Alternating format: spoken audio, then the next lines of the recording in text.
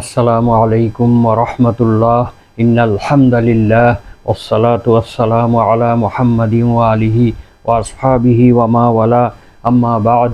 সম্মানিত দর্শক শ্রোতা, মুসলিম ভাই ও বোনেরা, মহাগ্রন্থ আল কোরআনের তাফসির বর্ণনা অনুষ্ঠানের আজকের 85তম পর্ব নিয়ে আপনাদের সামনে উপস্থিত হয়েছি। আজকের পর্বে সকলকে স্বাগত জানাচ্ছি। আজকে পবিত্র কোরআনের সূরা বাকারার 89 নম্বর আয়াতের সরল বঙ্গানুবাদ এবং তাফসির বর্ণনা করা হবে ইনশাআল্লাহ। তো আসুন আমরা শুরু করি। আউযু বিল্লাহি মিনাশ শাইতানির রাজিম। বিসমিল্লাহির রহমানির রহিম। ওয়ালাম্মা জাআহুম কিতাবুম মিন ইনদিল্লাহি মুসাদ্দিকুল লিমা মাআহুম ওয়া কানু মিন ক্বাবলু ইস্তাফতিহুনা আলাল্লাযীনা কাফারু ফালাম্মা জাআহুম মা আরাফু কাফারু বিহি ফালা'নাতুল্লাহি আলাল কাফিরিন।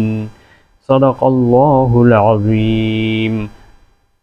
সূরা আল বাকারা আয়াত নম্বর 89। মহান আল্লাহ তাআলা বলেন, ফালাম্মা জাআহুম, আর যখনই তাদের কাছে আসে, কিতাবুম মিন ইনদিল্লাহি, আল্লাহর পক্ষ থেকে কোনো কিতাব, মুসাদ্দিকুল লিমা মাআহুম, তাদের সাথে যেই কিতাব রয়েছে তার সত্যতা প্রমাণকারী হিসেবে, তাদের সাথে যে কিতাব রয়েছে তার সত্যায়নকারী হিসেবে যখন আল্লাহর কাছ থেকে কোনো কিতাব আসে, ওয়াকানু মিন ক্বাবলু ইস্তাফতিহুনা আলাল্লাযীনা কাফারু, আর তারা ইতপূর্বে কাফেরদের কাছে যা বর্ণনা করত, যেই বিষয়গুলো তারা ইতপূর্বে কাফেরদের নিকট বর্ণনা করত, সেই বিষয়গুলো নিয়ে যখন কোনো কিতাব আল্লাহর পক্ষ থেকে আসে, ফালাম্মা জাআহুম মা আরাফু কাফারু বিহি, যখন সেই কিতাব আল্লাহর পক্ষ থেকে আসে, তারা তা জেনে শুনে তার সঙ্গে কুফরি করে।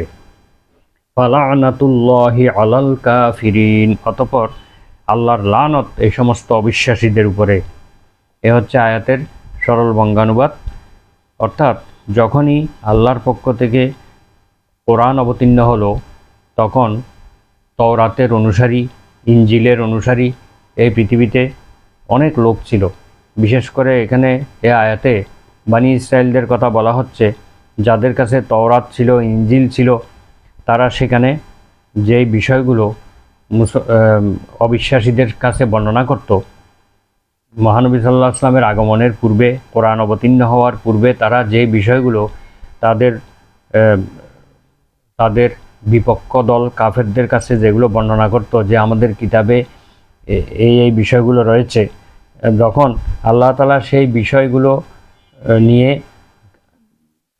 মহানবী সাল্লাল্লাহু আলাইহি ওয়াসাল্লামকে প্রেরণ করলেন এবং তাকে তার উপরে কোরআন অবতীর্ণ করলেন, এবং সেখানে যখন সব বিষয়গুলো মিলে গেল, তখনই তারা সেটার সঙ্গে কুফরি করল। কুফরি করার কারণে তাদের উপরে আমার অভিসম্পাত বর্ষিত হয়েছে। রাসূলুল্লাহ সাল্লাল্লাহু আলাইহি ওয়াসাল্লামের আগমনের পর ইহুদিরা অবিশ্বাস করল, যদিও তারা তার অপেক্ষায় ছিল।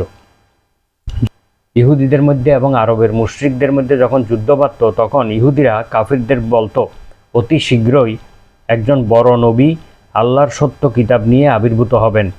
আমরা তার অনুসারী হয়ে তোমাদেরকে এমনভাবে হত্যা করব যে তোমাদের নাম নিশানা এই পৃথিবীতে থাকবে না, তোমাদের নাম নিশানা মুছে যাবে।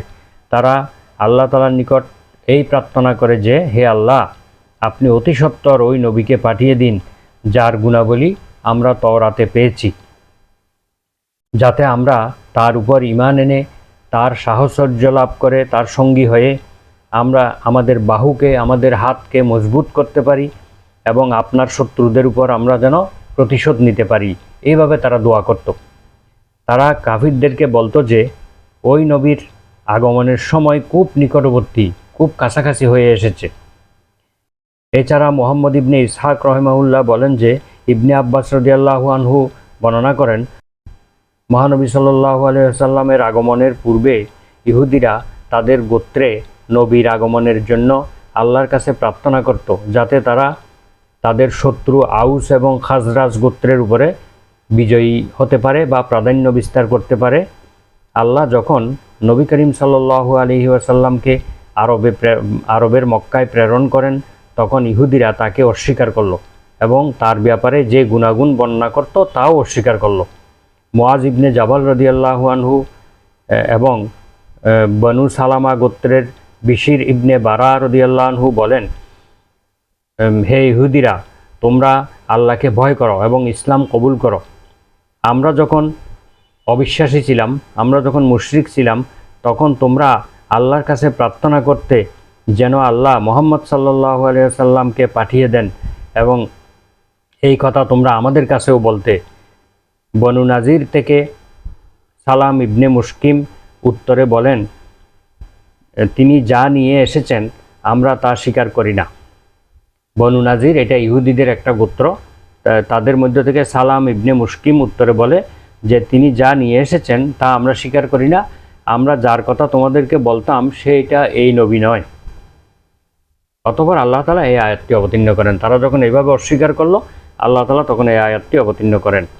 একদিন মুআজ ইবনে জাবাল রাদিয়াল্লাহু আনহু, বিশির ইবনে বারা রাদিয়াল্লাহু আনহু এবং দাউদ ইবনে সালমা রাদিয়াল্লাহু আনহু মদিনার ওই ইহুদিদেরকে বললেন, তোমরাই তো আমরা যখন শিরকের অবস্থায় ছিলাম, আমরা যখন মুশরিক ছিলাম, তখন তোমরা আমাদের সামনে রাসূলুল্লাহ সাল্লাল্লাহু আলাইহি ওয়াসাল্লামের নবুয়তের আলোচনা করতে, বরং আমাদেরকে তোমরা ভয় দেখাতে যে তার যে গুণাবলী তোমরা তাওরাত কিতাবে পেয়েছ তা আমাদের কাছে বর্ণনা করতে, এবং এই সব গুণাবলী তো এখন তার মধ্যে সবই দেখা যাচ্ছে, সবগুলো আছে। তাহলে এখন তোমরা কেন তার প্রতি ঈমান আনছ না এবং তার সঙ্গ লাভ করতেছ না? তো আবুল আলিয়া রহমাহুল্লাহ থেকে বর্ণিত, ইহুদিরা আল্লাহর কাছে প্রার্থনা করত যে তিনি যেন নবী সাল্লাল্লাহু আলাইহি ওয়াসাল্লামকে তাদের গোত্রে প্রেরণ করেন, যাতে আরবের অন্যান্য মুশরিকদের মোকাবিলায় তারা যুদ্ধ করে বিজয় লাভ করতে পারে। তারা বলতো, হে আল্লাহ, তাওরাতে আমরা যেই নবীর কথা জানতে পেরেছি তাকে তুমি আমাদের সম্প্রদায়ের মধ্যে প্রেরণ করো, যাতে আমরা তাকে নিয়ে যুদ্ধ করে অবিশ্বাসীদেরকে হত্যা করতে পারি। এভাবে তারা দোয়া করত। তো এই আয়াতে ইয়াস্তাফতিহুনা, এটার দুইটা অর্থ আছে। একটা হলো তারা ইতপূর্বে বর্ণনা করত, কাফেরদের কাছে বর্ণনা করত যে তাদের তাওরাতে শেষ নবী সম্বন্ধে কি আছে, এই সব কিছু বর্ণনা করত। আরেকটা অর্থ হলো ইয়াস্তাফতিহুনা, তারা বিজয় কামনা করত, প্রাধান্য বিস্তারের জন্য দোয়া করত আলাল্লাযিনা কাফারু, কাফেরদের উপরে। এই দুইটা অর্থই এখানে প্রযোজ্য হবে। অর্থাৎ তারা এই দুইটা কাজই করত। মহানবী সাল্লাল্লাহু আলাইহি ওয়াসাল্লামের আগমনের পূর্বে তাওরাতের সেই ভবিষ্যৎবাণীগুলো কাফেরদের কাছে কুলে কুলে বর্ণনা করত, এবং পাশাপাশি তারা আল্লাহর কাছে কাফিরদের উপরে বিজয় কামনা করে দোয়াও করত। তো এই জন্য এই আয়াতের মধ্যে এইটার দুইটা অর্থ হওয়ার সম্ভাবনা সবচেয়ে বেশি। অর্থাৎ তারা কাফিরদের কাছে এই বিষয়গুলো বর্ণনা করত এবং এই দোয়াও করত যে তারা যেন কাফিরদের উপরে বিজয়ী হতে পারে, যুদ্ধ করে যেন তাদের উপরে প্রাধান্য বিস্তার করতে পারে। তো আমরা 89 নম্বর আয়াতের এই ঐতিহাসিক প্রেক্ষাপট সম্পর্কে আমরা জানতে পারলাম। তো এখানে তাদের মধ্যে দ্বিমুখী আচরণ লক্ষ্য করা যায়, যে তারা একদিকে মানুষের কাছে বর্ণনা করেছে সব সত্য বিষয়গুলো, যখনই সত্য তাদের সামনে আবির্ভূত হলো তখনই তারা অস্বীকার করে বসলো। এই ধরনের চরিত্র অত্যন্ত মানব জাতির জন্য অত্যন্ত কলঙ্কজনক, দুঃখজনক। এটা সরাসরি কুফরি করেছে তারা। এই কুফরি কাজ যেন মুসলমানরা কখনো না করে, এই জন্য এই ঐতিহাসিক ঘটনাগুলো আমাদের সামনে আল্লাহ তাআলা পেশ করেছেন। আমরা যেন সবসময় সত্য কথা বলি, কথা এবং কাজের মধ্যে যেন মিল রেখে চলি, মুনাফিকি আচরণ যেন না করি। এই আয়াত থেকে এই শিক্ষা পাওয়া যায়। আজকে আমরা এখানে শেষ করছি আলোচনা। সুবহানাকা আল্লাহুম্মা বিহামদিকা আশহাদু আল্লা ইলাহা ইল্লা আনতা আস্তাগফিরুকা ওয়া আতুবু ইলাইক। আসসালামু আলাইকুম ওয়া রাহমাতুল্লাহ।